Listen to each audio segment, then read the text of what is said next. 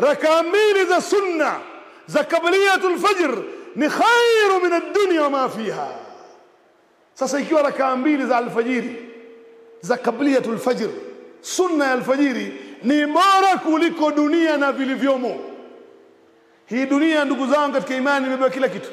Imebeba wanawake wazuri, imebeba mali, imebeba dhahabu, kila unachokitamani wewe katika ulimwengu imebeba.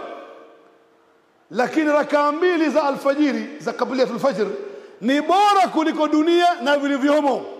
Sheikh Muhammad bin Salih al-Uthaymeen rahmatullahi alayhi anasema khairu min ad-dunya ni min bidayat ila nihaya, ni mwanzo wa dunia ilipoumbwa mpaka mwisho wake. Vyote vilivyopita katika hii dunia havifikii rakaa mbili za qabliyatul fajr. Ikiwa hii ndio malipo ya qabliya ya sunna ya alfajiri, je, sala ya alfajiri Mwenyezi Mungu Subhanahu wa Ta'ala atakulipa nini wewe?